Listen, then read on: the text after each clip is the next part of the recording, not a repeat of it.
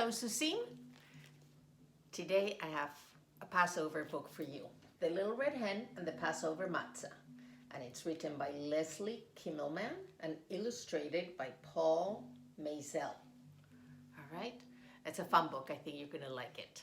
And it also teaches you some things about how to make matzah, and there is a recipe at the end that I'm going to show you later. Okay, so you can use it to make some matzah at home if you want. All right, let's see. The year was passing. The little red hen could feel the change of the seasons in the tips of her tail feathers. She could smell it in the barnyard air.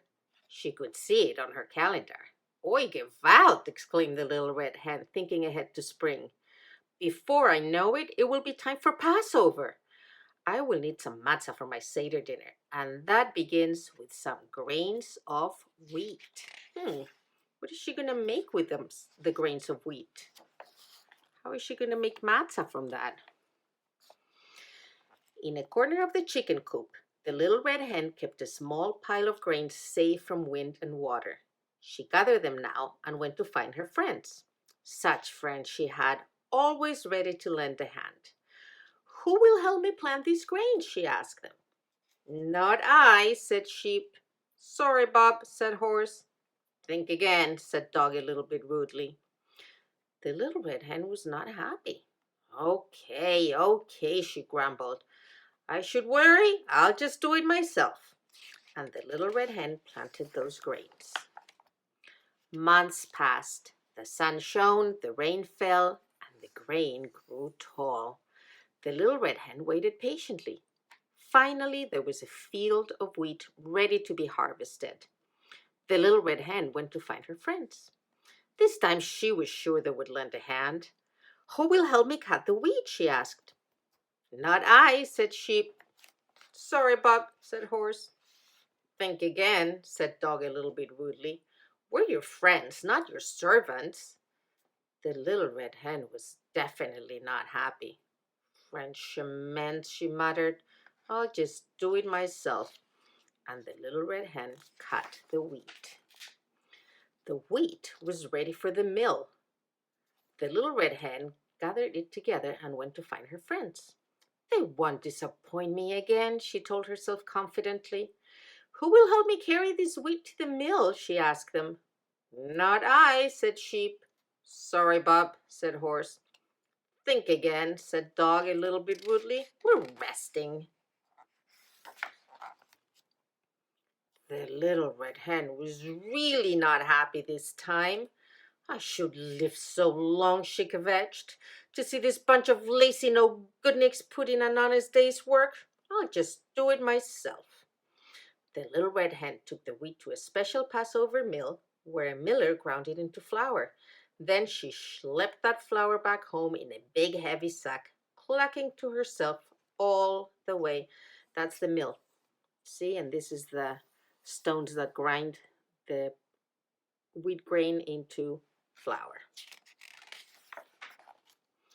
Before she knew it, it was spring, the morning of the first night of Passover.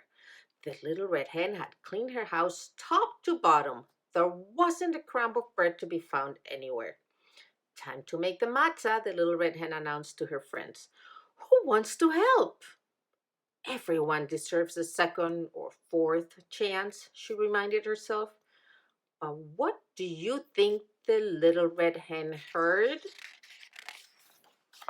Not I, said Sheep. Sorry, Bob, said Horse. Ha ha ha, laughed Dog, more than a little bit rudely. Think again. The little red hen was not happy. She was not surprised either. Okay, she said. So I should starve? I'll just make it myself. The little red hen washed up carefully. She put a big bowl on the kitchen table, and then she set her timer. Because remember, according to Jewish law, the Passover matzah has to be finished in just 18 minutes. The little red hen mixed the flour and water quickly. She kneaded it quickly. She rolled it out nice and flat quickly. She pricked it all over prickly. And she put it into the oven to bake. Ding! The matzah was ready just in time. Then the little red hen prepared the Seder dinner. She boiled eggs, simmered soup, and mixed gefilte fish. She washed parsley, chopped apples and nuts, and stirred butter for a cake. Finally, she set the table, putting a beautiful Passover Haggadah at each place and an extra chair for Elijah. Should he come, God willing, she finished with a covered plate of homemade matzah. The little red hen sat in a chair and waited. When the sun began to set in the evening sky, there was a knock at the door. And guess who was standing there? Bah, nay, woof, woof. We're famished, they told the little red hen. What's for dinner? You've got to be kidding, scolded the little red hen. What chutzpah! You didn't help me plant the grains when I asked you. You didn't help me harvest the wheat or carry it to the mill or take it back home again. You didn't even help me bake the matzah. So tell me, why should I share my Seder with the likes of you?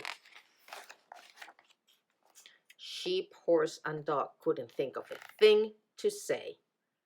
The little red hen was right. They hadn't been very good friends. The three animals silently hung their heads in shame. The little red hen was quiet too. Now I should invite them to my Seder, she thought. And then she remembered the words written in the Passover Haggadah. Let all who are hungry come and eat.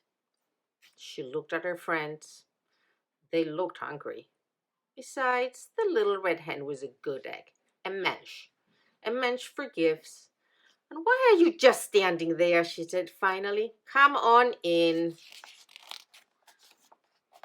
So together the friends celebrated the holiday. Together they noshed on tasty, crunchy matzah. And when the Seder was over, after all the planting and the harvesting, the schlepping and the cleaning, the baking and the feasting, just who do you think had to wash all those dishes? Aha, not I, said the little red hen. Now they're being good friends. And that is the end. And at the end of this book, there is a recipe to make matzah.